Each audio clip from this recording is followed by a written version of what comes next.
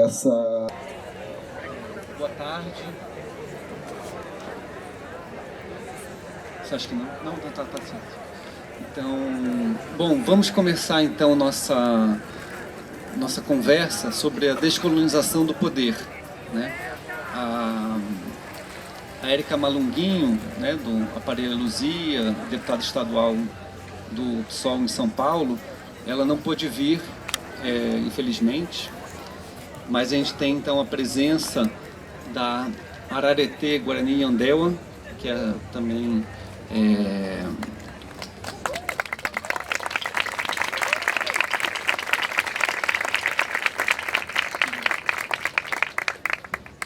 e de José Celso Martinez Correia.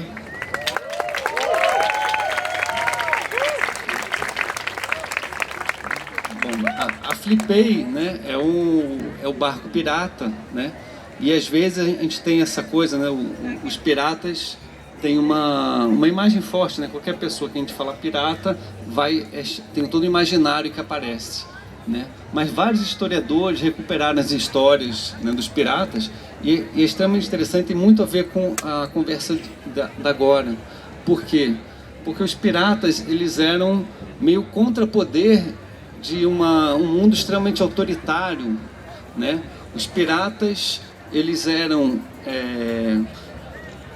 um dos coletivos mais democráticos do seu tempo, né? Com uma política menos hierárquica, né? Uma política diferente, né? Eles eram o oposto, né, do abjeto navio negreiro, que ao mesmo tempo foi uma das primeiras prisões modernas e uma das primeiras fábricas modernas, ao mesmo tempo, né? E esse vínculo tem tudo a ver até hoje.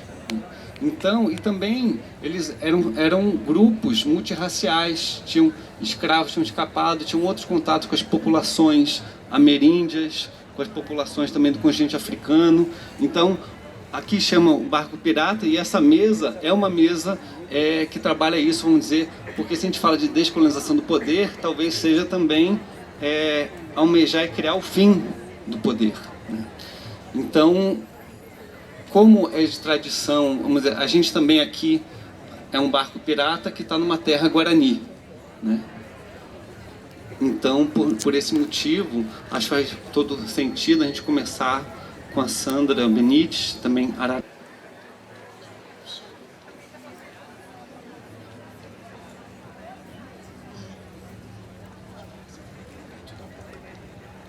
Tá bom.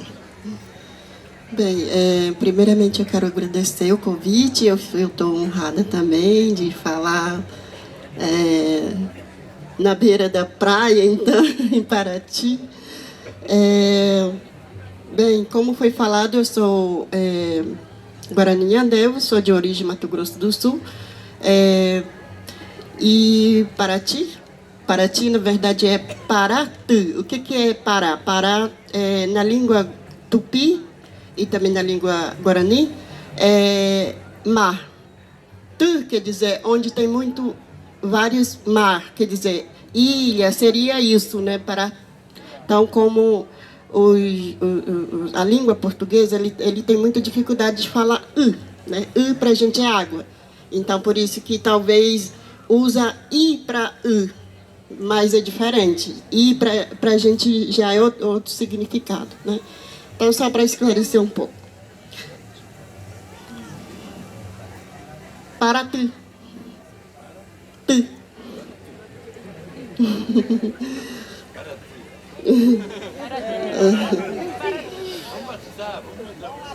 Paratã. Então, falando dessa tema que a gente vai debater um pouco, eu vou começar falando que hoje, atualmente, existe no Brasil 305 etnias que são identificadas mas aqueles que são aldeiados, digamos assim, que moram na aldeia. E 274 línguas, né, falado, que é, por exemplo, o Guarani é E existem outros vários que eu também não conheço. Por exemplo, os Caingangue tem uma outra língua que como se fosse um espanhol com alemão. Tipo isso, eu sou Guarani falando com os Caingangue, é totalmente diferente. Por isso que o português, ela vem sendo importante também para a gente, por conta de a gente se comunicar também com outros parentes indígenas que falam outra língua, né? E fora que esses são identificados como indígena, né? E aqueles que tem vários outros, por exemplo, cidade do Rio de Janeiro, por exemplo, tem muitos indígenas, que se chama-se do contexto urbano, que é indígena, eles não se reconhecem nem como indígena, nem como negro, nem como branco. Isso nem sequer se discute também, porque tem muitos parentes indígenas que perderam esse vínculo e também perderam as suas origens, né? De qual etnia pertencia. Então, eles ficam nessa angústia também. Isso é fora, né, que a gente nem está sendo discutido, né? Isso é uma outra questão.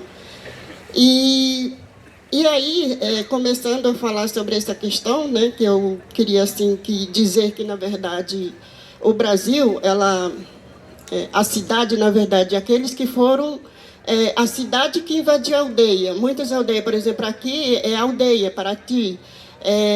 E tem outras aldeias que, por exemplo, Itaorna, né? Itaorna quer dizer Itá é pedra. Orna quer dizer coisas que... Itá, ela é pedra, mas ela não é resistente, né? E vocês viram o que aconteceu quando foi colocado, aquela usina nuclear, né? Na época aconteceu uma coisa. Então, na língua existe conhecimento, né? Que é disso que eu vou falar um pouco, né? E aí eu queria começar a falar sobre essa questão, né? Da questão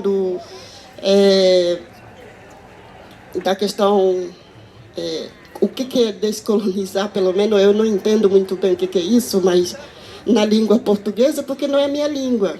Então, esse termo, essa palavra, para mim, eu tenho que adaptar de uma outra forma, que faz sentido para mim. O que é descolonizar? Pelo menos para mim, eu entendo que a gente fala de moiporã, quer dizer encaixar no lugar, coisas que encaixar no lugar. Esse encaixar algo no lugar, moiporã, quer dizer, ou guardar no lugar certo, né? A gente fala, moiporã, qualquer coisa que a gente fala, moiporã. Porã é coisa boa, né? Aí a gente moiporã ali, moiporã aqui, essas coisas que pra gente moiporã significa encaixar a coisa no seu lugar, devido lugar, quer dizer, encaixar. Eu entendo, aí eu vou começar a partir desse termo, né, da minha moiporã, na verdade, que é um desafio para todos nós hoje.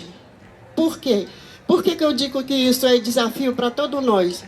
Eu entendo, enquanto Guarani, enquanto indígena, enquanto mulher, nós temos nossas políticas. O que é política para a gente? Já vem outro termo também que eu tenho dificuldade de entender na língua portuguesa, mas eu posso fazer digamos assim, comparar o que pode ajudar nessa questão da política. O que é política? Quando eu pergunto para os meus parentes, a grande maioria, na língua não existe política. A grande maioria que eu pergunto, já perguntei algumas palavras políticas para os meus parentes, independente se é Guarani ou não, né? Eles falam que política é conversatório, ou seja, nhomanguetá. Nhomanguetá é conversar grande, né? Nhomanguetá é conversa grande. Por isso que existe Atuiguaçu também. O que é Atuiguaçu? Atu é isso que a gente está aqui, né? A gente em se juntar para a gente falar, né? Então, quer dizer, falatório é uma coisa, não é negativa, é uma fala de todos, né? E aí que é o desafio nosso. Por quê? Porque eu acredito que, enquanto acadêmica também, eu tive que, para eu poder aprender também, entender esse outro corpo que eu chamo de corpo-território. Por quê? Porque o nosso corpo também é um lugar de sabedoria, porque o próprio nosso corpo é a nossa sabedoria também. É o lugar. Por quê? Porque o lugar do nosso corpo é a gente, onde tem história, tem espaço, tem seu lugar, né? Por exemplo, para nós, a educação, né? Por isso que existe uma educação diferenciada para nós indígenas, né? Uma lei que ampara essa educação diferenciada específica. Por quê? Isso foi muito luta, muito sangue derramado também dos indígenas, de lideranças indígenas, para conquistar esse educação diferenciada específica, para garantir que hoje está sendo atacado também, né? Por que isso é importante para a gente? Porque cada lugar tem sua própria história, tem o seu próprio corpo, né? E cada lugar, por exemplo, eu estou dizendo isso porque eu comecei a percorrer, entender um pouco enquanto indígena, porque eu vim de lugar diferente. E aí eu tive que não me adaptar, eu tive que me inclinar para conhecer o outro. Quer dizer, conhecer o outro é um desafio e não é tarefa fácil. Isso te causa dor também, né? Pelo menos para mim me causa várias dores, mas eu tive que me desafiar para poder equilibrar o meu conhecimento. O que é conhecimento? Conhecimento para a gente tem outra forma de pensar e a partir disso que a gente tem que dialogar para a gente se entender, ou seja, para a gente respeitar o limite do outro, quer dizer, o próprio corpo, né?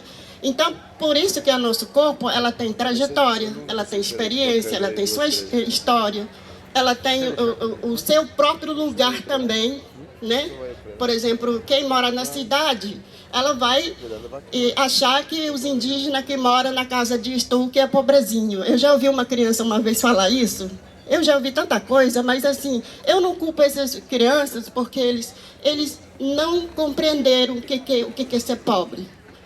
E aí eu lembro que um parente falava o seguinte, pode ser que a gente é pobre hoje, porque empobreceram a gente, né? Mas ele não está falando de coisas, objetos, ele está falando de conhecimento, de sabedoria, de bem-estar, do bem-estar do seu próprio corpo, né? De ter autonomia. De ter autonomia, quer dizer, para você colocar, né, encaixar aquele lugar, aquele peça que você, da forma que você pensa, é muito desafio, porque o outro pensa diferente do que você. Então, por isso que eu acho que a nossa sabedoria, né, ainda não foram ouvidos, né, infelizmente. E aí, como eu vim falando sobre essas questões, né, muitas das vezes, e é muito triste isso, porque eu vim de uma aldeia, né, e eu fui para a cidade, eu tive que realmente me inclinar várias vezes, né, e isso para mim foi muito super importante, apesar da dor que me causou várias dores, né, mas para mim foi muito importante para eu dizer o que eu penso, né? Eu tive que aprender a falar português, eu tive que muitas das vezes dançar de acordo com a música do local. E aí eu aprendi a falar, às vezes, palavras que, às vezes, por exemplo, na língua guarani não existe palavrão, e eu gostei muito de aprender um palavrão português algumas vezes. A única palavra que eu gostei muito até hoje, né, que me marcou muito, né, palavrão, mas para mim eu acho que faz sentido, foda-se.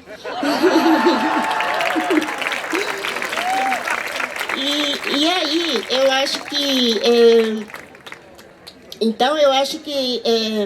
aí, falando desse arandu, né, que eu queria, assim... como eu falei da questão do nosso corpo, né? Então, por isso que eu acho que, já um pouco finalizando já a minha fala, é porque tem tanta coisa para a gente falar, mas eu acho que eu vou só apenas provocar, ou sei lá, como que é, questionar, não sei. Eu queria, assim, pensar, né, que hoje eu acho que nós temos que pensar em dois aspectos o que é o Brasil de fato. Primeiro aspecto, pelo menos para a gente entender, para a gente não ser muito... Eu falei assim, às vezes dá uma tristeza, porque é uma questão que a gente se nega, quer dizer, o Brasil nós nega o tempo todo, enquanto indígena.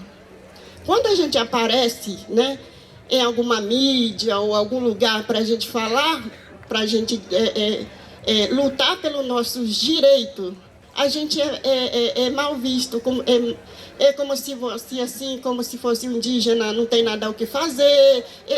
Isso a gente recebe assim todo lugar, e toda vez que o indígena ela se manifesta, ele é vagabundo, não tem o que fazer. Esse ser humano ainda existe. É desse tipo, é desse nível que a gente vive hoje ainda. Isso é muito triste, né? A gente viver como refugiado do nosso próprio país. Isso é muito triste, né? E falando em país, pelo menos eu pergunto para os meus parentes, eu falei assim, o que é país? Eles falaram que não existe país. Quem colocou esse nome país, essa divisão, foram os não indígenas, esses que querem dominar o outro. Para a gente não existe país, para a gente é fronteira, existe fronteira para respeitar a diferença do outro, e não a terra, né? Então, isso que eles falam, né? E outra questão que eu estou falando, esses dois aspectos, que é a questão do processo histórico, como que foi construído o Brasil, como que é o Brasil, como que o indígena, essa história que os indígenas foram massacrados, os indígenas que foram escravizados, e muitos existe também, por exemplo, o Arco da Lapa, né, que foram construídos pelo próprio mão escravo indígena, né, e outras várias coisas que foram acontecendo, essa questão da violência, como que aconteceu, isso não é nem contado, se a gente mesmo não contar, né? Isso é muito triste. Isso significa o quê? Como é que a gente vai descolonizar as coisas se a gente nega o outro e quer tapar o buraco e a questão da violência que o outro sofreu? Isso eu acho que isso que é a questão para a gente hoje. E também, eu costumo dizer o seguinte, nós somos muito hospitaleiros, a gente recebe muitas pessoas. Quando a gente recebe o outro, a gente recebe com carinho, né? Coisas que muitas das vezes não é feito com a gente, né? E aí, e outro aspecto que eu falo, né, que eu acho que é importante a gente pensar, esse saber do outro, né, porque cada lugar tem seus saberes, cada corpo tem seus saberes, né. Então eu acho que esse que é um desafio nosso, e não é só nós, enquanto ser humano, e também enquanto instituição também, né, enquanto várias outras questões, eu acho que é importante a gente começar a se questionar mesmo, né? Porque eu me questiono sempre, todo dia, toda hora, como é que eu vou lidar com essas diferenças das pessoas. E nós não temos essa dificuldade de saber lidar com o outro, né? Porque a gente é tão educado para a gente receber o outro, né? Então, eu acredito que... eu estou falando desses saberes, por exemplo, para nós, indígenas, Guarani, estou falando agora especificamente dos Guarani, para nós, todas as coisas têm o seu espírito. Por exemplo, a água, o mar, né? Água, o mar, rio, mata, qualquer... os seres da natureza existem seus espíritos. Por isso que quando a gente vai tirar uma casca, ou seja, uma árvore para fazer casa, a gente pede para o Ijá. O que é Ijá? Os seus espíritos daquele que a gente vai tirar. É para a gente consumir por necessidade e não para a gente devastar para que prejudique o outro, né? Porque a gente sabe que por exemplo, o Ijá, né? A pedra tem Ijá muito brava, eles falam, os nossos mais velhos falam que a pedra do Ijá, ela é resistente, mas quando ela se desencanta, pode se mudar. E na hora, quando o espírito da pedra se mude, eles podem fazer tragédia, que vocês já viram que aconteceu já várias vezes, a tragédia por causa do desencantamento do espírito da pedra, né? E então, falando sobre essa questão do espírito, né? eu queria muito, assim, falar um pouco também, próprio corpo, né, como eu falei, assim, para nós, não existe esse saberes genérico também, existe saberes, as mulheres têm os seus saberes a partir do seu próprio corpo também, né? Os homens têm também, né, o seu próprio, a partir dos seus saberes também, né? E aí eu lembro que agora, né, eu fiz meu mestrado sobre essa questão para eu poder tentar explicar o que é essa questão do corpo, né? Corpo, por que o corpo é importante, por que o espírito é importante para a gente, né? E eu fui pesquisar, né? Por eu ser guarani, moradora da aldeia, não significa que eu sei tudo também. Eu tive que pesquisar com os mais velhos, com as pessoas mais velhas. Aí eles falaram para mim que as mulheres, eu fui fazer o trabalho com as mulheres e eles falaram para mim que e eu fui percebendo que as mulheres mais velhas, Guarani, está falando da etnia Guarani, do meu povo, geralmente quem ensina os meninos são as mulheres, né? As mulheres que ensinam os homens. E aí eu queria saber, eu queria entender por que isso acontece. E aí eles falam que o Nhandessi, né? Nhandessi quer dizer a nossa mãe. E a Nhandessi, ela é da terra, né? Ela é a própria terra. E aí eles falam que o Nhandessi, ela é chão, ela é próprio. Então ele sempre falava, contava essa história, dizia para os meninos, falava assim, ó, tem que saber pisar, né? Então os Guarani, eles têm dança do guerreiro, mas esse pisar do dança do guerreiro não é para ser forte, é para ele ter corpo leve, pisar leve, quer dizer, homem de verdade quer dizer pisar leve, né? Isso também tem aí todos esses danças, esse corpo que eles vão ter que ensinar, ter corpo paciente, exatamente depende de vários elementos que tem em torno. Por exemplo, rio, mato. Então, eles vão aprender retirar, fazer ritual para ir para retirar essa árvore, fazer ritual para ir para pescar. Então, se não existe mais terra, não existe mais mata suficiente para eles darem continuidade à sua sabedoria enquanto homem, quer dizer, isso também eu estou vendo que isso é o resultado de vários meninos indígenas do Mato Grosso do Sul, na qual eu vim, né? Eles também têm muito suicídio hoje. Existe muito suicídio. Por quê? Pelo que, no meu entendimento, eu não sou especialista nisso, mas pelo menos o que eu entendi, eu estou percebendo, me parece, eu estou falando parece, tá? Eu não estou, assim, me parece que eles não estão encontrando o seu próprio lugar. Lugar de ensinamento, lugar de ensino e aprendizado, porque isso depende muito de lugar também. Então, quer dizer, o espaço e o movimento e os elementos que dão suporte para esses meninos, né? Para eles se identificar como menino, eu estou falando de ser, como que eles devem agir, né? Então, tudo isso eles vão construindo durante esse ritual, durante cada etapa da vida deles, né? Então, isso, e aí, para finalizar, né, eu pude perceber esses problemas que a gente está enfrentando hoje, né? E as mães, eles falam o seguinte, as mulheres falam o seguinte, aí eu lembro da minha avó que falava o seguinte para mim, para todos os meninos, toda vez que eles ensinam, eles têm que ter corpo ativo, né? Corpo ativo, corpo alegre. Quer dizer, homem verdadeiro, na nossa língua guarani, significa homem alegre, homem ativo, homem saudável, é isso, né? Os homens não podem, tem que desconstruir aquele mau humor que às vezes tem que ter paciência com isso, né? Então, tudo isso eles vão construindo durante esse processo do ritual, né?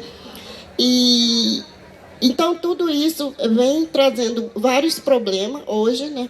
Como eu chamaria de tragédia para a gente, né?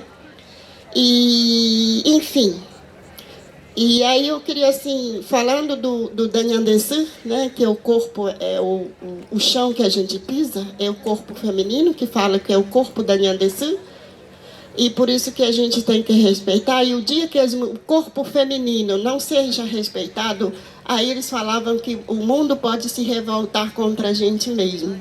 Não é à toa que a gente fala do homem, né? Que quando a humanidade, o homem pode... Então, essas coisas que eu vim tentando entender também a partir da minha língua, da sabedoria dos meus parentes, né? Para poder entender um pouco, né? E aí eles falam essas questões, e aí eu sempre... a gente tem essa ideia de que a gente tem que aprender a abraçar o mundo, né?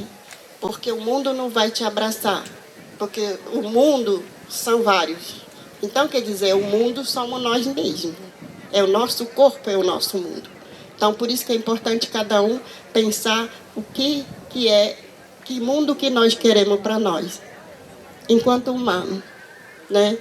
Enquanto mulher, enquanto criança, porque a gente olha, a gente sempre complementa o outro, né? E aí eles falam que o Nhandessi é chão e o figura masculino é o próprio ar, é o próprio vento, é o próprio respiro que a gente respira. E aí eles falam muito isso, então um complementa o outro tem que estar equilibrado sempre, a gente tem que viver equilibrado. Quer dizer, Joaú, não existe na nossa língua igualdade também, existe equilíbrio, né? Então é isso, obrigado.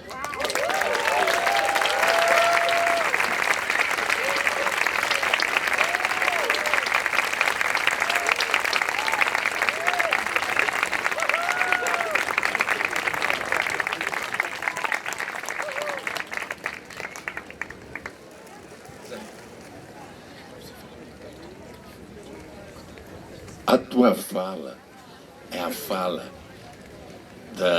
das melhores filósofas brasileiras atualmente.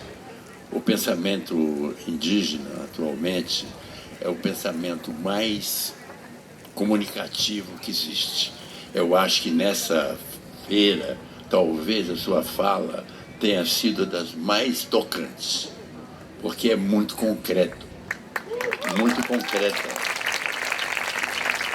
Minha avó é índia, então eu tenho um verdadeiro culto à cultura indígena. Olha aqui, minha avó era índia tupi, lá de São Paulo, uma avó só, casada com um português celta, mas a minha avó me ensinou muita coisa. Minha avó e minha bisavó, que já estava doida, estava louca, e ficava plantando bananeira e rindo na cama, velhinha, sabe? Uma doidona. Mas meu aprendizado, inclusive desde que eu descobri um grande autor brasileiro, acho que um dos maiores poetas do mundo, que é Oswald de Andrade, ele era muito conhecido no Brasil por ter feito modernismo. Mas de repente, em 1928, ele falou: eu não sou mais moderno, eu sou o primeiro poeta do mundo pós-moderno. Quer dizer, mas pós-moderno para ele significa o seguinte: ele retorna à perspectiva dos índios, ele retorna à antropofagia. Então ele ensinou demais com a antropofagia. Eu pude ir atrás desse saber que eu vejo em você, que é muito concreto. Eu estava falando para ele, tem uma grande... é psicóloga, Sueli? Psicanalista, Sueli Ronick. É o discurso que ela faz, é o que você faz. É muito parecido. A subjetividade como corpo mesmo, como lugar que ocupa. Tudo que você disse é novo. E, ao mesmo tempo, tudo que você disse é o que existe de mais... Não gosto dessa palavra, mas é o que existe à vanguarda. Mas acho que esse povo aqui, que está aqui presente, eu acho que esse povo está muito próximo do que você fala. As pessoas que estão te ouvindo, talvez nem elas se imaginem quão próximo elas estão do que você está falando. Por exemplo, para o movimento das mulheres, o que ela falou aqui é uma coisa cósmica, uma coisa maravilhosa. Filhas da Mãe Terra, uma coisa extraordinária. Não é? Vocês estão Eu acho que nesse momento eu sinto que nós vivemos um momento de onde, inclusive, o Krenak, dos Krenak, o Ailton, eu fiz uma mesa com ele e ele me pintou todo. Ele fez uma pagelança. Eu adoro ele, sabe? A gente se dá muito bem. Porque e eu falei, mas me vira índio de uma vez. Aí na frente de todo mundo, ele fez uma pagelança. Eu fiquei muito feliz e eu me sinto cada vez mais índio. Porque eu acho que a tendência cultural do Brasil nesse momento... Aqui, está esse homem aqui. Jean Tible. Parece que o nome daqueles franceses que escreviam sobre o Brasil no tempo da França Antártica. Mas ele é de agora. E ele escreve um livro maravilhoso. Cadê o livro? Marque Selvagem. Marque Selvagem, ele parte do Oswald de Andrade até. Porque o Oswald de Andrade, esse antropólogo, dizia que tinha que comer o marxismo, comer Marx. Comer, maxilar. Maxilar. E ele partiu do maxilar. Ele fez um estudo profundo do Marx, no tempo que o Marx estudava as sociedades primitivas, né? Ele e o Engels.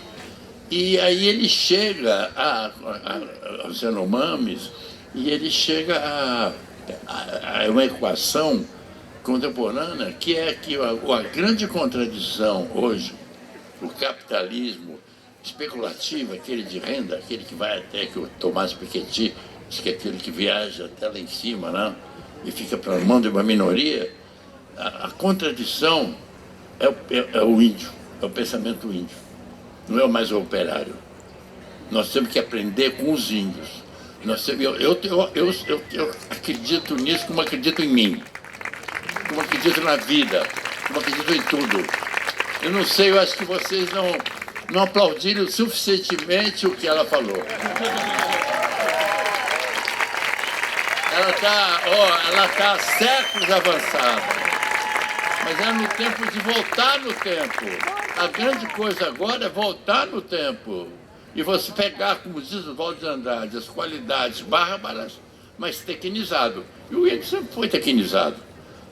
Antes de nós começamos a trabalhar no Teatro Oficina com vídeo, a gente viu os índios entrando nas repartições logo depois da ditadura, cercando as mesas com um vídeo, e naquele tempo o vídeo era uma coisa assim, né? Nossa, todo mundo vai ver. Foram os índios que começaram. E Oswald de Andrade falava muito nisso, a gente conservar as qualidades bárbaras. Quer dizer, qualidades bárbaras são aquelas que não são ocidentais, pátria, família, essa merda toda.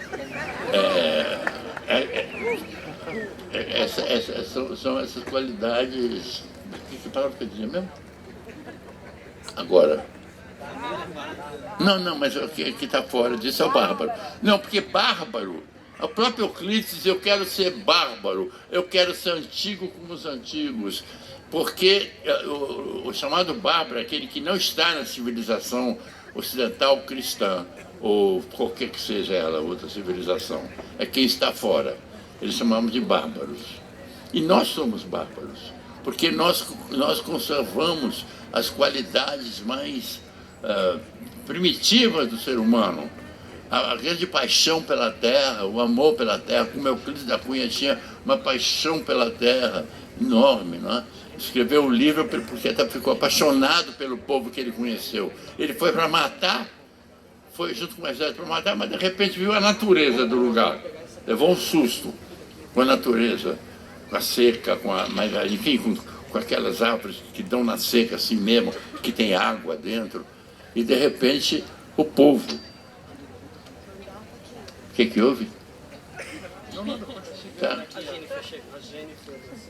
Ô, Jennifer. Olá.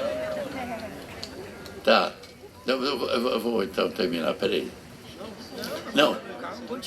Não, eu queria dizer o seguinte, que esse livro é muito importante. Já está na terceira edição, já saiu em tradução inglesa, né? Vai sair. É um livro extremamente importante. Eu fiz dois prefácios desse livro, porque o Marx selvagem que interessa, o maxilar, aquele que se liga a essa cultura que ela traz no corpo, que ela traz na palavra exata, ela fala bem demais, porque na busca da tradução da língua dela para a nossa língua, ela encontra uma coisa maravilhosa, uma eloquência que é rara. Não é eloquência da universidade, não é aquela coisa abstrata. Ela fala concretamente mesmo. Eu acredito em cada palavra que ela fala. Né? Eu não sei se vocês sacaram a grande qualidade dessa mulher, dessa mensageira. Né? Eu saquei, eu fiquei muito impressionado. Muito, muito. Tenho até que mudar de assunto. Não, é o seguinte. Por falar em assunto, ó, menino, amanhã tem alguma coisa aqui? Tem. Eu quero ver aqui, sabe o quê? Eu quero ler um texto do Machado de Assis sobre Canudos. É um texto chamado Tudo Pirata. Ele ficou apaixonado quando aconteceu os Canudos. Ele falou, nossa, isso é poesia pura. Isso é porque ele estava naquela vidinha rotineira, Machado de Assis, tudo é marcado, até o teu túmulo tem uma marca. É um texto extraordinário, que eu felizmente trouxe e eu tenho que ler aqui. Por quê? Porque eu quero sagrar a pirataria através do Machado de Assis. Um escritor negro que teve a grandeza de captar a importância de Canudos, do surgimento do povo de Canudos, que era um povo mestiço. Lá tinha índio, lá tinha negro, ex-escravos, tinha branco, tinha de tudo. Tudo misturado. Eram as pessoas que foram seguindo ele, porque ele amava uma mulher que dava para muita gente, ela tinha um amor livre, uma mulher livre, uma mulher com uma terra, uma mulher livre. O Antônio Maciel, o primeiro nome dele, em Quixeramobim. E em cada cidade que ele ia, a mulher traía ele. Não gosto dessa palavra, trair, porque não é traição, é outra coisa. Como diz o Sócrates, a fidelidade não a uma pessoa, mas ao amor, onde quer que ele soa. Sacou? Não é uma pessoa. E essa é uma mulher livre. E de repente ela se apaixona, ela vai de cidade em cidade mudando, porque no Nordeste, quando acontecia isso, mata, tinha que mudar de cidade. Até ela chegar num lugar que ela se apaixona por um sargento e some com ele. Ele fica doido. E ele então desbunda. Claro, e ele sai andando feito um maluco, em vez de ele se vingar, como fez Euclides da Cunha, magnífico. Os Sertões, eu acho, um dos maiores livros que a humanidade produziu, não o Brasil, a humanidade. Ele teve depois, a mulher dele foi viver com o Dilermando, um oficial do exército mais jovem que ele, enquanto ele estava no Amazonas. E ele foi com um revólver para matar. Ele não aprendeu nada com o conselheiro. Porque o conselheiro, em vez de matar os homens, enfim, que é com a mulher dele, ele foi se dando ao mundo. Ele começou a andar e comprou uma roupa de Pludim, que era da Guerra de Secessão, aquele algodão azul, né? De Pludim, botou uma capa, uma coisa daquela e foi Eu sei disso porque eu fiz o papel do Antônio Conselheiro. Eu aprendi muito com esse cara, porque esse cara, na USP, dizem que ele é messiânico. Messianismo brasileiro, Antônio não era. É um homem, porque eu não acredito em Messias, nem ele. Ele fez a cidade maior, a segunda cidade maior da Bahia, 25 mil habitantes. Como é que ele não estava preocupado? Se ele estava preocupado com o céu, era o céu na terra. E ele conseguiu. Ele conseguiu uma comunidade de uma organização tremenda, pessoas que se auto-organizavam, quer dizer, ele não cuidava de nada, ele só falava, ele era como um pajé. fala, e quem quiser seguir, segue, quem não quiser seguir, não segue. Mas, enfim, tinha os que se ocupavam da guerra, os que se ocupavam da igreja, os que se ocupavam da comida, os que se ocupavam das roupas. Era uma organização autogerida. Eles foram fugidos para lá, porque quando veio a República, quiseram cobrar impostos numa cidadezinha, e o povo por exemplo, impostos sobre quem tinha carneiro, como quem tinha bode, quem vendia comida no mercado. Aí houve uma rebelião popular e eles, que era uma multidão, eles acompanharam e botaram fogo, e foi uma coisa assim, foi uma rebelião violentérrima. Eles foram muito atacados, eles não tinham armas nesse tempo, e eles tiveram que fugir. Eles fugiram para o lugar onde só se escondia bandido, no centro da Bahia, um lugar terrível, um lugar seco, que a gente até na peça que nós ensinamos, eles falam disso, é o ponto tabu. É um lugar que ninguém ia, só bandido, tal, um esconderijo. E eles construíram lá a segunda cidade da época, primeira Salvador, segunda Canudos. Não é? E não é messiânico, era um cara que praticou. Eu fiz o papel dele e aprendi muito, porque quando a gente faz teatro, a gente estuda muito. Foram praticamente 10 anos dedicados tanto a construir e depois mostrar as 5 partes da peça no Brasil. Depois fomos na Alemanha 2 vezes.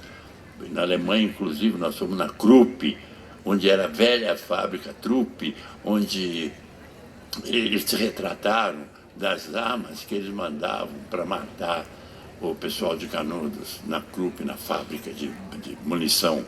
E nós fizemos exatamente primeiro na fábrica, em Recklinghausen. Depois fizemos em Berlim. Mas a peça, porque Sertões é alguma coisa que, mesmo com a linguagem da época falava assim, raça inferior. Não é que era racista, raça inferior. Eu adoro o Rimbaud, que o Rimbaud diz uma coisa muito bonita. Eu disse isso ontem, eu vou dizer isso hoje. Eu sempre soube que eu sou de uma raça inferior. Eu adoro ser de uma raça inferior. Porque a gente é chamado de raça inferior. Eu sou de raça inferior, porque eu sou descendente de índio, de celta, de imigrante pobre da Itália, de imigrante pobre da Espanha, enfim. Eu sou um vira-lata. Mas o vira-lata tem qualidades que as pessoas que são de sangue puro, sangue azul, nem imaginam. Os que estão colonizando, né? Porque colonizar é chegar num lugar, além de, como acontece hoje, não é? Além de tomar o poder do lugar com armas, tem a evangelização. O pior, eu não sei o que é pior, como hoje, tem a evangelização e tem a tomada de poder. E ontem vocês viram o que aconteceu aqui, uma cena de Canudos. Parecia uma coisa encomendada. Não é? Todo um tiroteio para calar o que se falava aqui ontem. Né?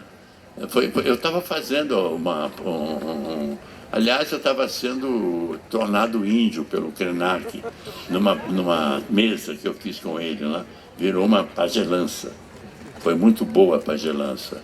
E nessa pagelança, a gente ouvia aqueles estilos e sentia que estava em Canudos, hoje. Porque hoje o Brasil é um grande Canudos. Imagina, quando a guerra acabou, eles voltaram para o Rio de Janeiro, os soldados do Rio, e o Estado, a capital era o Rio de Janeiro, não tinha dinheiro para pagar. O soldado não tinha soldo, não recebeu soldo. Então, o que eles fizeram? Foram morar no morro que eles batizaram no morro, o nome do lugar que eles tiveram. Não, favela. Morro da Favela. Porque favela é uma planta do lugar onde eles ficaram. O que é? Não, é favela, a primeira favela do Brasil. Chama Favela, no Rio de Janeiro, porque não foram pagos. E hoje, praticamente aquela imensa favela, com aquela imensa litoral, é os Sertões. Os Sertões está em tudo hoje no Brasil. Esse povo que hoje agora tomou o poder, que é um povo muito ignorante, um povo realmente que, nossa, você tinha que dar uma aula para esses imbecis. Eles não têm a menor ideia do que seja vida, do que seja nada. Eles têm uma coisa de mito, de messias, umas coisas assim completamente estúpidas na cabeça. Olha, eu tenho 82 anos. Eu nunca vi na minha vida tanta ignorância no poder. Nem no período militar. Eu fui torturado no período militar. Mas essa ignorância que está no poder agora, e essa ignorância, ela também é prepotente. Ela se arma, como se armou ontem. Não é? Ela quer colonizar. E ela tem até uma religião para colonizar. O capitalismo descobriu uma religião aqui, que é o neopentecostal. Ela é aqui que pentacoliza, que faz as pessoas quererem enriquecer, uma revolução do dinheiro. Para você ficar rico, você tem que ser pentecostal, senão você não fica rico. E é verdade, porque só pensa em dinheiro. Como diz o Schopenhauer, só tem cifrão na cabeça, né? Não pensa, não vê as coisas como são. Então, o Brasil está sendo recolonizado pelas igrejas evangélicas. Eu sei que tem igrejas evangélicas que não são assim, colonizadoras, mas a maioria é colonizadora, porque é uma mistificação. O cara, para ficar evangélico, ele não precisa nem fazer seminário, nem nada. Ele, sei lá, ele se torna evangélico e começa a pregar. E começa a pregar besteira para as pessoas. Começa a querer fazer a cabeça para a pessoa ficar rica. Para a pessoa ficar rica. Então, a primeira coisa que a pessoa tem que fazer para ficar rica é se vestir de escuro e tal. Você vê no sertão, é uma loucura, as pessoas todas de chinelo, à vontade, e os evangélicos todos vestidos assim, de preto, de terno e tal. Você tem que subir na vida, com a Bíblia do lado, não é? Olha, os sertões diante da Bíblia, a Bíblia não é nada diante dos sertões. Parece uma besteira que estou dizendo. É uma besteira, mas não é. Os sertões é um ensinamento muito maior do que da Bíblia para nós brasileiros. Porque a Bíblia depende de você acreditar no Messias que vai chegar. Isso não existe, gente. Oswaldo de Andrade, esse antropólogo, fez um livro, uma tese filosófica, que não passou na USP, Crise da Filosofia Messiânica. Não tem Messias, não tem uma coisa que vai vir do além, não tem um mito. O mito micou, não foi? Micou.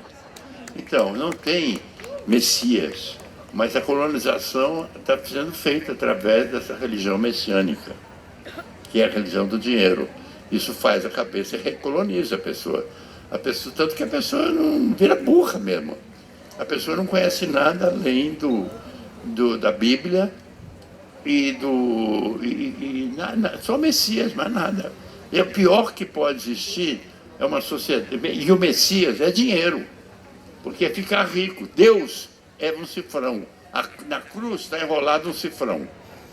É o símbolo. As pessoas rezam pela cruz do cifrão e pelo Jesus. É Jesus com esse cifrão no fim. Né? Essa é a colonização agora. E a pessoa perde a cabeça, perde a autonomia, perde o corpo, não sabe de si, não ignora, não sabe, como Luiz Melodia fala, não sabe das coisas. Tente entender, e se eu não me engano, saiba das coisas. O Luiz Melodia, para mim, é o cara mais preciso assim, na filosofia sobre as coisas. Você saber das coisas, como ela sabe das coisas. Sabe das coisas. Respeita as coisas. Sagra, respeita, eu não gosto. Sagra as coisas. Sagra. Inventa em torno das coisas. Mas eu acho que já... como amanhã eu vou voltar, eu já vou terminando agora, porque eu faço questão de voltar para batizar o Machado de Assis, batizar o Tudo Pirata. Tá? Então é isso.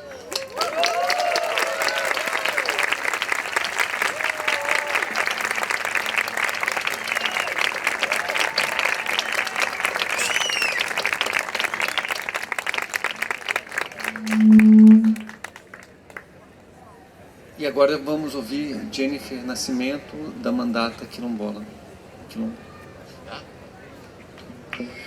Boa noite a todos, tudo bem? Vocês estão conseguindo me ouvir bem? Sim?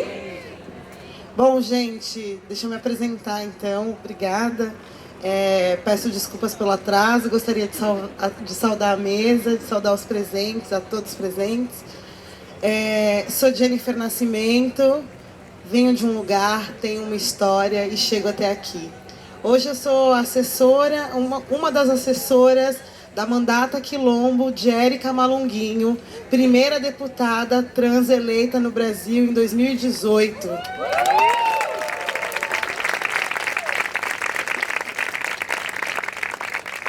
Deputada estadual pelo estado de São Paulo, vivendo tempos tão polarizados, a gente sempre dá um jeito de furar o bloqueio. Isso é sempre impressionante quando a gente pensa nossas histórias de povos negros, povos indígenas e povos marginalizados de modo geral.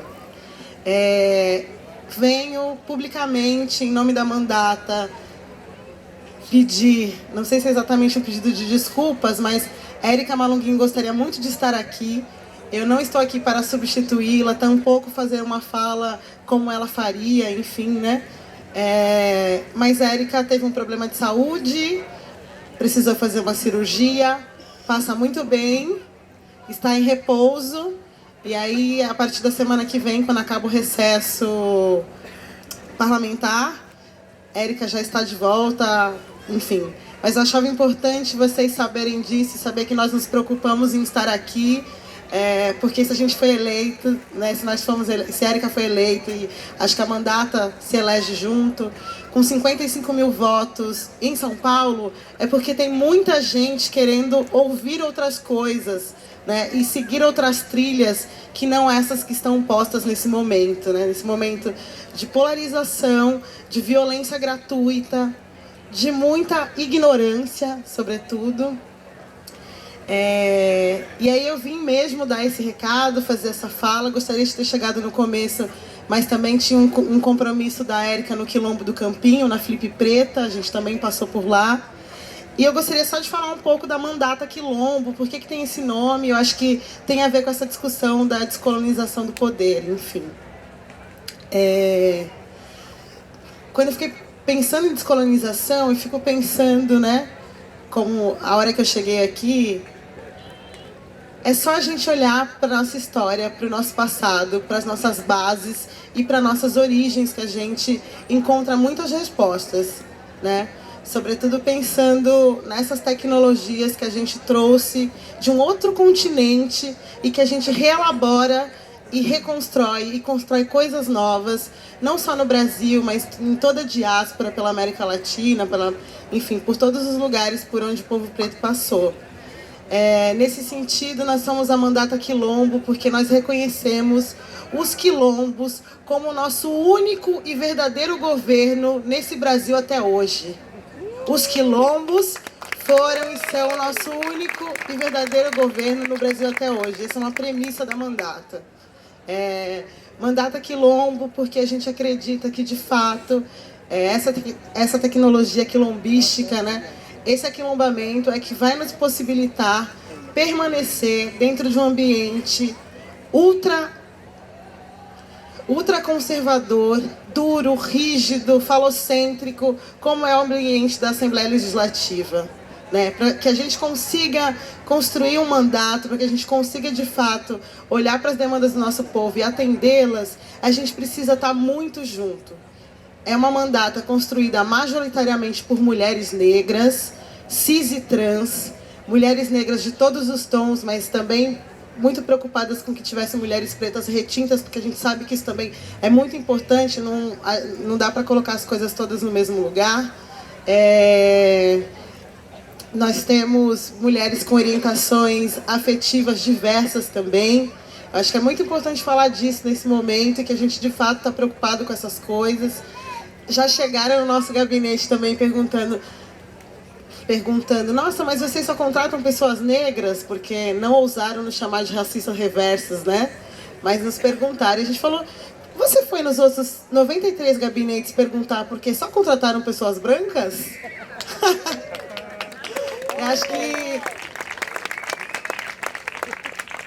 a gente descolonizar também, embora não necessariamente eu goste dessa palavra, a gente também usa enquanto conceito da nossa mandata quilombo, que é nós queremos construir, nós não queremos apenas descolonizar o poder, nós queremos construir um novo marco civilizatório, e isso é muito mais do que só descolonizar o poder. E o novo marco civilizatório não se constrói apenas com a mandata de uma deputada ou de vários deputados pelo Brasil. Se constrói junto com a sociedade, se constrói com os movimentos, se constrói com o pé no chão, se constrói nos territórios, se constrói em diálogo. Então, a gente tem essa premissa, tem esses fundamentos, enfim, são muitas outras coisas, muitos desafios pela frente. Acho que para encerrar um pouco a minha fala, que é mais mesmo no sentido de apresentar a mandata, queria dizer que a gente se coloca integralmente à disposição. A Érica está na frente, mas essa é uma frase que ela sempre diz, né? O meu é que está na reta, mas as pregas é de todo mundo. E a gente leva isso muito a sério para que não seja uma mandata personalista apenas na figura da Érica, mas que é construída por muitas mãos, muitas trajetórias, mulheres muito diversas, para que a gente consiga, de fato, emplacar coisas que a gente acredita muito. E aí, para dizer que a gente se coloca inteiramente à disposição, basicamente a gente se divide em algumas articulações, só para vocês entenderem como é que funciona. Então, os articuladores políticos dialogam com os grupos, movimentos, com as pautas, em torno... Enfim, a gente está dividido em torno da educação, lutas da terra e moradia, arte, cultura e território. Nossa, gente, é tanta coisa. Espera aí que eu vou pegar uma colinha. Pode ser?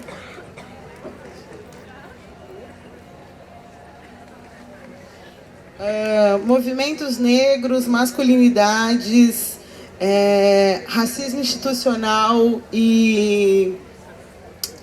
Racismo institucional... Ai, meu Deus, tanta coisa, gente. E assuntos penitenciários, lutas da terra e moradia, mulheres e LGBTs, povos de matriz africana, imigrantes, enfim. Nós somos uma mandata fundamentada, né? Não no recorte de raça e gênero. Os nossos dois fundamentos são de raça e gênero como fundamento do que a gente veio construir enquanto uma mandata quilombo na Assembleia Legislativa. E é isso, esperamos conseguir efetivamente fazer um bom trabalho dentro da conjuntura que é desanimadora, mas quando a gente se olha, a gente acredita que a gente tem força para ir muito mais longe, né?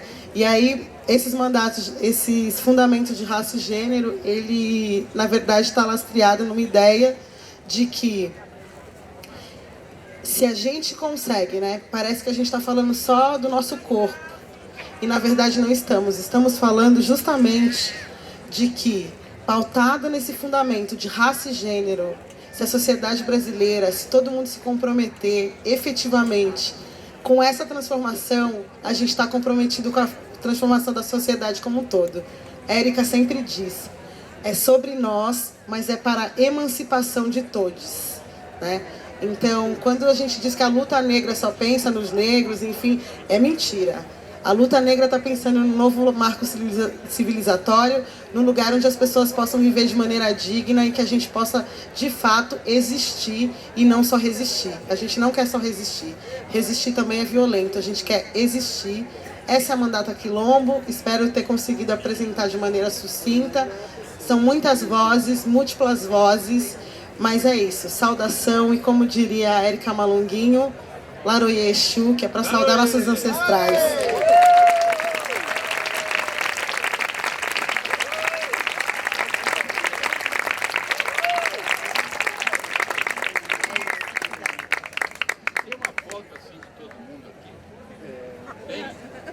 Que pareceu, pois é.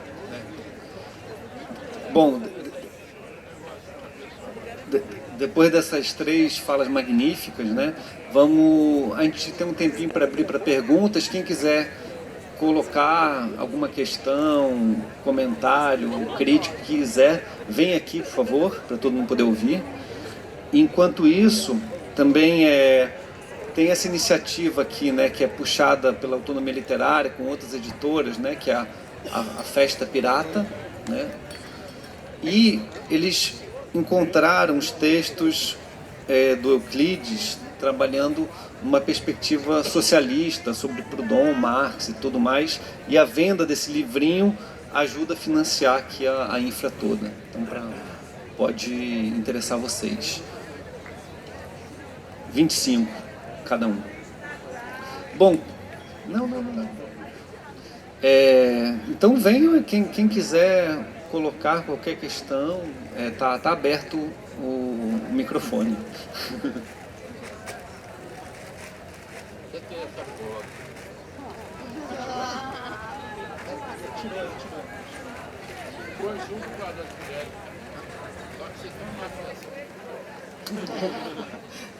Boa noite.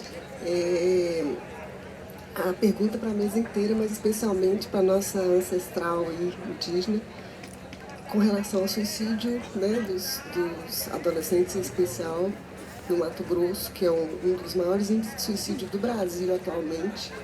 E eu queria te perguntar assim, o que é que a gente pode fazer hoje, agora, cada um de nós, no nosso lugar, na nossa posição, para evitar que esses meninos, né, que mais uma vez, né, já basta o genocídio que foi feito, né, na Terra, que o sentido do progresso, né, da evolução possa continuar, que a vida possa continuar. E assim, o que é que a gente pode fazer em relação a isso? O que é que a comunidade indígena, o que vocês que estão lá vivendo essa realidade podem nos dizer para que a gente possa estar junto nessa história?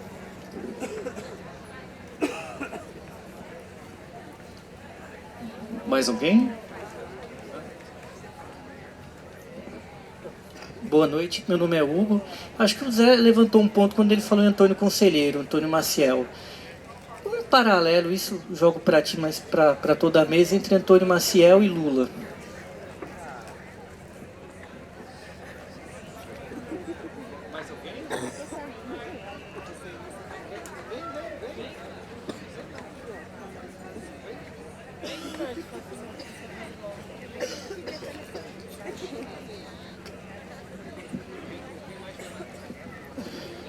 Quero fazer uma saudação para a Ari, que ela foi uma das autoras da primeira ação popular que questionou a demarcação de terras indígenas entregue pelo maldito Bolsonaro ao Ministério da Agricultura.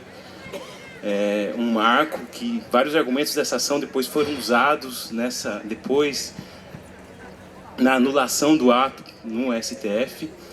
E testemunhando isso, nós tivemos que entrar com essa ação e no Brasil, hoje, os povos indígenas não podem usar seus nomes indígenas nos seus documentos. Temos que entrar com seus documentos com um nome em português, o que já é uma tremenda violência. Então, eu quero te parabenizar e te testemunhar isso aqui, e teu gesto de resistência e luta nas vias judiciais. Então, parabéns.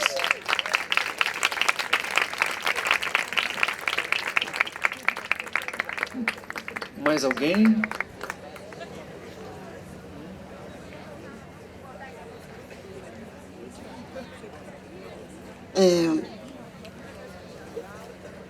Tá, eu acho que...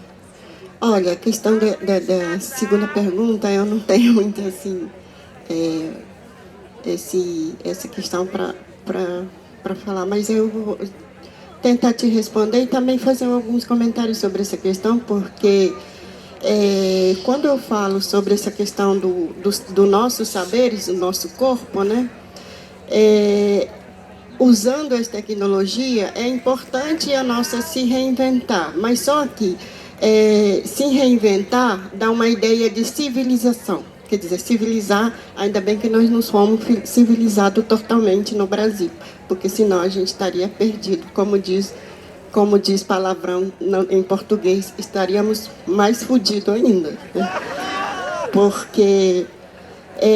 e a nossa resistência, enquanto quilombo, enquanto indígena, que tem mais, assim, indígena, estou falando aldeado, que enfrenta mais essa questão de perto, encara. Por quê? Porque é onde a gente, como se fosse assim,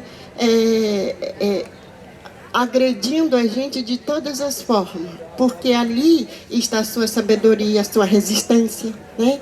A nossa forma de estratégia de resistir também está ali, a nossa sabedoria está toda ali, né? Porque que aí quando se fala, às vezes, emburreceram a gente, né? Muitas das vezes, o que eu, pelo menos eu entendo, quando você não consegue ouvir o outro, você está compartilhando com essa questão da colonizador. Por quê? Porque a escola faz muito isso também. Né? A escola, você estuda só a questão de outro lugar, mas nunca... É porque eu sou professora. A gente não estuda a história local, a gente não estuda a história do Estado, a história do país. Né? Não, a gente quer discutir, a gente quer saber da Guerra Mundial que aconteceu lá, porque a gente está vivendo lá ainda. E por quê? Porque cegaram para cegar a gente, para a gente não resistir. E aí iludir a gente, e a gente vai achar que a gente vai ficar rico. Né? Se a nossa sabedoria é super importante. Por quê? Porque para você saber criar uma outra estratégia. E o que eles estão querendo fazer com a gente, que eles estão fazendo há muitos anos, é um exemplo. Né? Como na favela, por exemplo, eu moro ali na cidade, eu percebo isso, né? Que como a estratégia de matar também existe uma outra questão, porque muitas das vezes, por exemplo, na aldeia, eu vou dar um exemplo rapidamente, porque eu não gosto de... em 2016 foram assassinados 3 adolescentes, né? Como que chama? O Giruá fala quando mata 3 de uma vez. Chacina, genocídio, sei lá como que é isso. Aí o fazendeiro, o que acontece? Como a aldeia onde os meus pais moram, não tem mais mata, não tem mais... Só que do outro lado é fazenda. Aí os fazendeiros tem rio, tem mata, outro lado tem gado, então a terra é enorme. E aí, como do outro lado já não tem mais nada, aí para resistir o ritual, os meninos começaram a pular cerca. Quer dizer, cerca para ir para o rio, né? Porque é onde eles vão aprender a nadar, para construir aquele corpo paciente, essa coisa toda. Só que o que os fazendeiros alegaram? Mataram eles, depois alegaram que eles invadiram a fazenda para roubar. Aí, como é que você rouba algo que está no rio? Né? Aí mataram, eles não foram nem presos.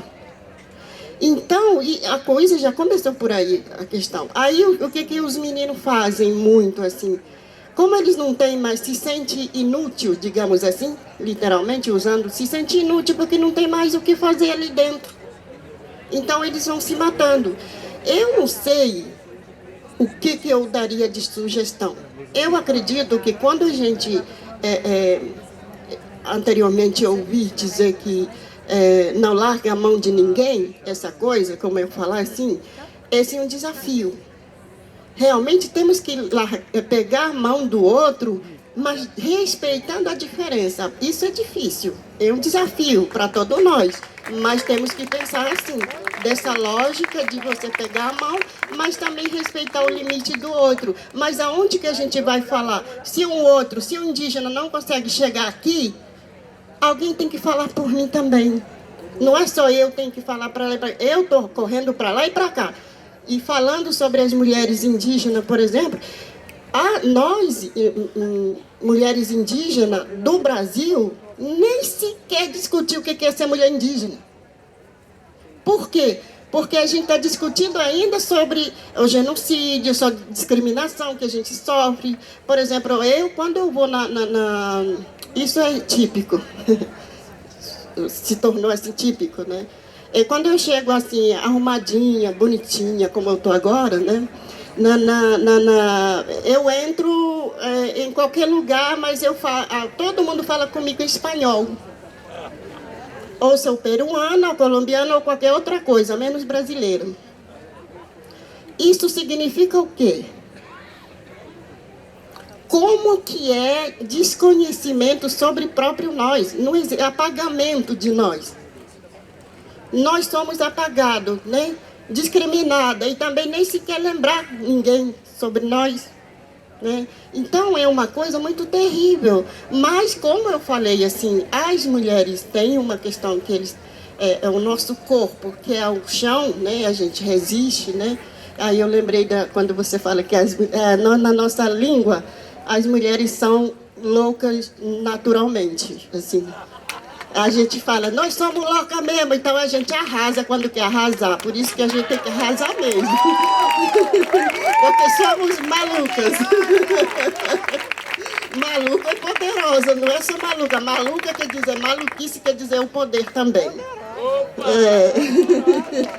Então eu acho que eu não tenho assim exatamente o que eu vou falar sobre essa questão. É uma questão, eu acho que cabe a mim contar essa história.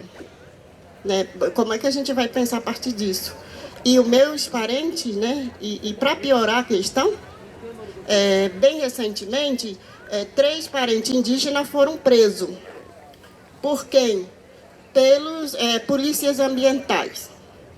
Como é que eles foram lá tirar taquara, porque taquara é o instrumento que é típico para as mulheres, é importante. Aí os homens que buscam, né? Aí eles, como não tinha mais em torno da aldeia, eles entraram e pegaram 3 taquara cada um, foram 3. Quer dizer, 9 taquara eles retiraram, e aí eles foram presos. Tinha que pagar R$5.000 cada um, por danos ambientais. Como é que é isso? Né? Então, tudo isso é muito violento. A gente não sabe como que a gente vai reverter essas questões. Eu estou pedindo para vocês, cada um pensar como é que a gente pode construir esse processo para reverter. Como esse discurso dela chega lá, hoje, essa mesa chega lá hoje, lá no Mato Grosso, não? Lá onde é? Que cidade? Os meus parentes que foram presos foram do Paraná. Os meninos que se suicidam hoje é no Mato Grosso do Sul. Eu acho muito importante que essa fala chegue nesses lugares, porque aí descobre-se maneira de trabalhar isso, né? Porque aí demonstra que no Brasil muitas pessoas, nesse momento, no mundo, estão preocupadas com isso e estão encontrando soluções. Agora é preciso que isso chegue em muitos lugares. O que é dito aqui, acho que devia ser muito divulgado, nacional e internacionalmente, porque é um saber novo e um saber que salva a vida.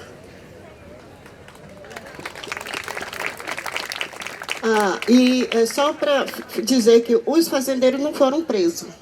Não foram presos. Eles alegaram que os meninos pularam cerca para roubar. Então, eles não foram presos. Com legítima defesa, 3 crianças foram assassinadas com varal de anzol, né? E eles com revólver. E isso não aparece em lugar nenhum se eu não falar. E se alguém conta totalmente distorcido. Tá vendo? Eles são vagabundos mesmo, eles não trabalham, eles só vivem roubando. É assim que aparece.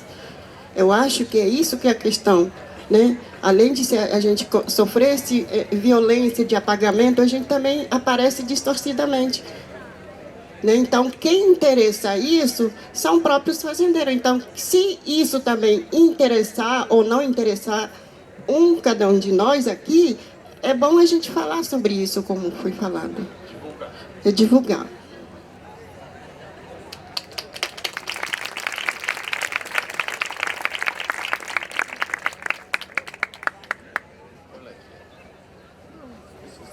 Qual foi a... Lula? Lula livre! Não. Lula livre!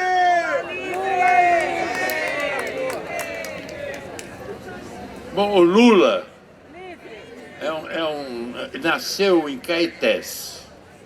Caetés foi a região em que começou a história do Brasil, segundo Oswaldo de Andrade. Porque foi em Caetés que os índios Caetés devoraram o bispo Sardinha, que ia para Roma para buscar mulheres brancas para transar com os portugueses, que eles não queriam a mestiçagem. Então a história do Brasil começa quando os índios Caetés devoram o bispo Sardinha, o bispo com todas aquelas roupas. Eu fiz o papel de bispo Sardinha nos sertões, com aquelas roupas todas, né? Então você tem que descascar aquele bispo inteiro para comer. Você descasca e come. Mas aí, é isso, é o Brasil, é a antropofagia. E o Oswaldo de Andrade, acho que não é a primeira missa, é aí que começa a história do Brasil, quando os índios devoram o bispo, não é? E eu acho que o Lula nasceu naquele lugar. E o Lula é um ser em transformação permanente.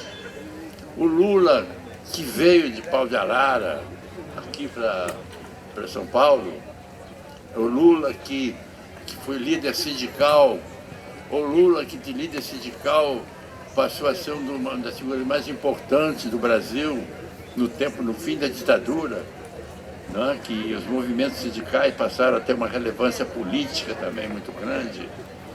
Depois ele foi candidato várias vezes à presidência da República, ele foi fakeado pela Globo no debate com o Collor. A Rede Globo cortou as falas dele e montou toda uma coisa a favor do Collor. E o Collor venceu a eleição. Mas finalmente ele venceu a eleição em 2002.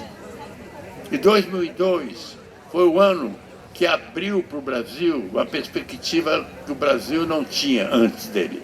Teve um pouco no Getúlio Vargas. Do Getúlio, do Jango pulou para ele. O Jango ia fazer maravilhoso, Jango, Brizola, iam fazer reformas de base, que até agora são necessárias. Eram latifundiários, mas tinham a compreensão política das necessidades do Brasil. Não era comunismo, não tinha comunismo. Isso é uma invenção que o golpe de 64 foi para combater o comunismo. O Brasil, nessa época, eu era do PTB jovem, era um partido que tinha relação com o mundo inteiro, negociava com a União Soviética, negociava com os Estados Unidos, negociava com a Índia, negociava com Cuba, negociava com a África, enfim, tinha uma posição independente no mundo, que não tinha nada a ver com o comunismo. Era uma democracia social forte, com reformas. Aí os militares deram um golpe com desculpa que era comunismo, uma caça comunista. Não era comunista, era uma visão brasileira de cultura que a geração do Darcy Ribeiro, da Lina Bardi, do Celso Furtado, que foi construída. Eu tive uma sorte incrível de viver essa experiência, de conhecer o ICEB, que é o Instituto de Estudos Brasileiros, que a gente estudava. Nessa época o PTB era um partido que vocês nem imaginam que é. Diante do partido de hoje, que é um lixo, naquele tempo o PTB era um grande partido. Mas depois o Lula é eleito. O Lula é eleito. Em 2002 começou uma revolução no Brasil, uma grande transformação no Brasil. Pela primeira vez chegava alguém que preocupado exatamente com a distribuição de renda e com a cultura, uma coisa ligada à outra. Imagina que para ministro da Cultura ele escolheu o Gilberto Gil, um antropófago, um tropicalista, porque o PT tinha naquela época todo um programa terrível, um programa muito stalinista, um programa careta mesmo. E ele abdicou.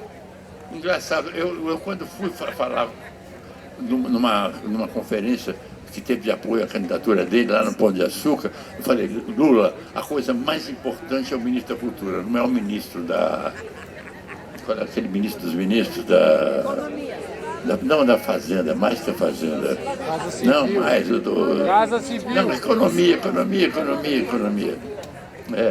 Qual é? Não, que não é Casa Civil. O ministro do Banco Central, coisa assim. Dinheiro, enfim. A coisa mais importante é a cultura. Eu não sei se ele me ouviu, não sei o que aconteceu, mas ele escolheu o Gil. E o Gil é antropófago, não tinha nada a ver com aquela coisa stalinista do PT.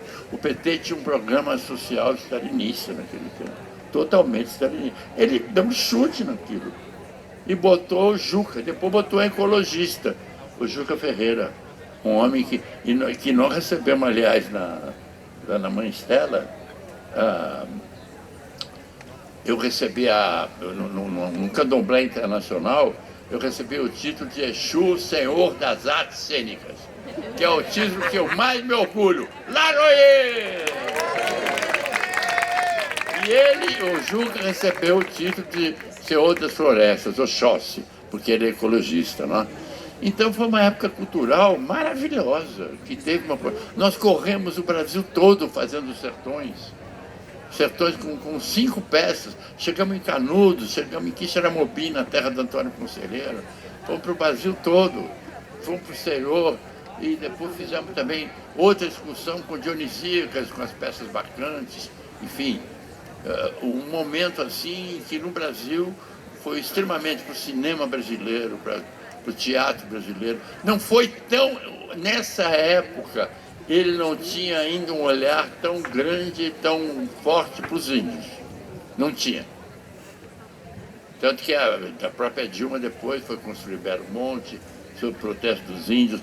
Mas eu me lembro de um comício, quando o Lula era candidato, ali no Rio de Janeiro, que é? Não, lá no Rio de Janeiro, eu fui num comício em que a Sônia Guajajara fez o maior sermão para o Lula. Ela acabou com o Lula nesse sentido. Vocês não fizeram nada por nós. A Sônia falou. E ela é eloquente demais, né? Ela é maravilhosa. E ele foi concordando, ele ficou bobo, pediu para sentar do lado dele.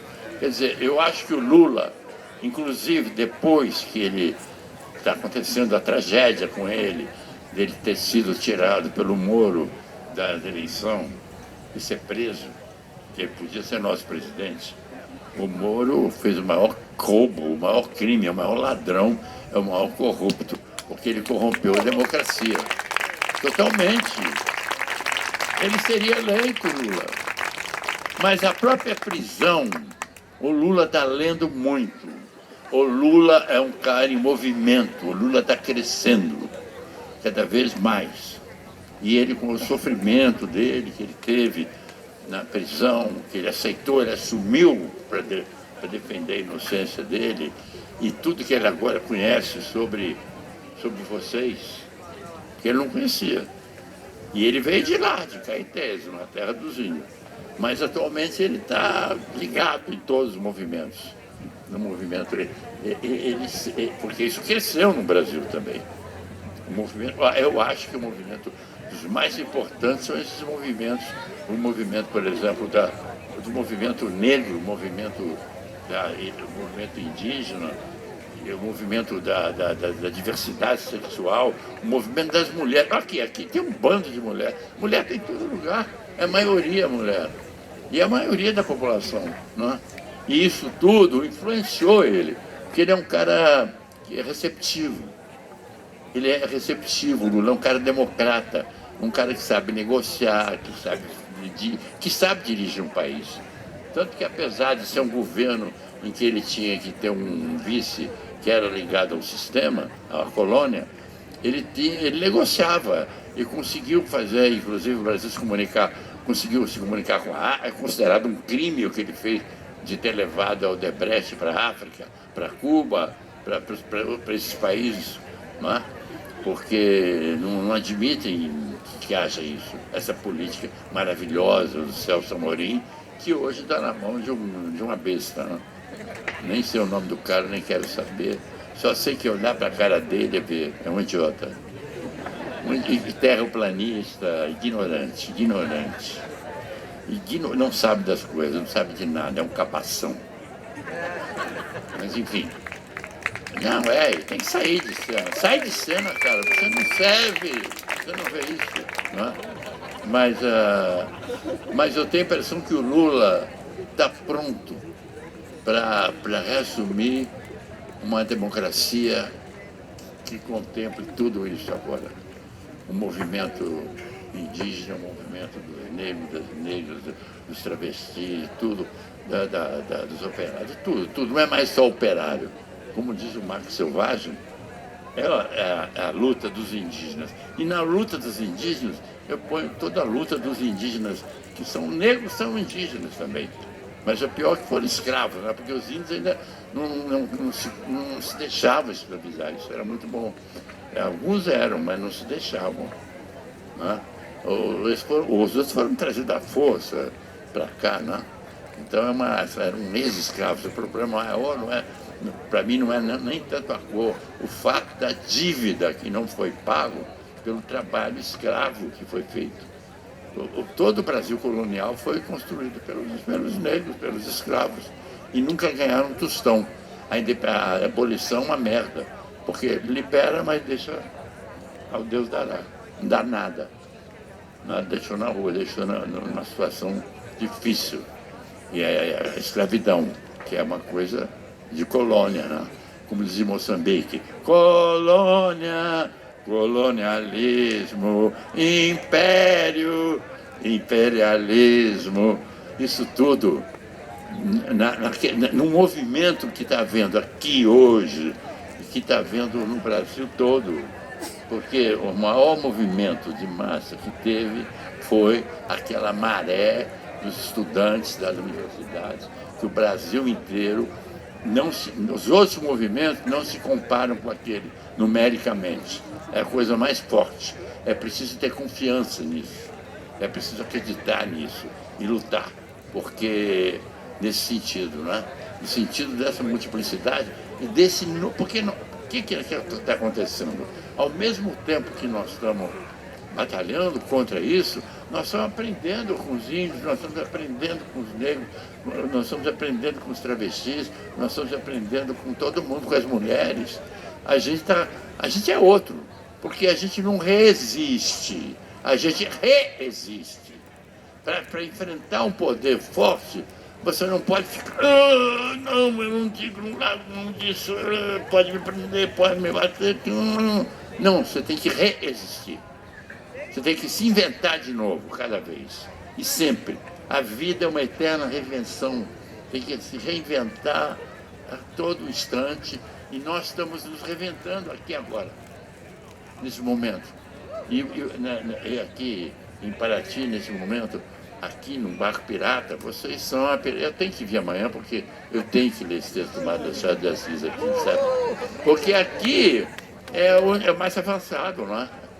É o mais avançado, é o mais aberto, né? É o mais escancarado. Não é à toa que é Barco Pirata. Meus parabéns para nós todos. Nós estamos todos de parabéns para a Mari. Além do bem e do mal. Vamos lá. Lula livre! Vamos resgatar o Lula! Lula novo! As pessoas mudam. Bom, obrigado pela... Não, eu acho que falou que não quer falar de novo. Bom, é isso, muito obrigado pela presença, né? Acho que foi muito bonito ouvir esse maravilhoso trio. Agora, daqui a pouquinho, vai ter também uma conversa muito interessante com lutadores, intelectuais, pensadores anarquistas, né? Vem um que escreveu um manual Antifa, né, dos Estados Unidos, um grupo também dos Estados Unidos se chama Crime Think, e também o Acácio Augusto Amado. Então vai começar logo daqui a uns minutinhos, começa. Obrigado, boa noite, até já. Quem quiser ver amanhã ouvir o Zé Celso de novo.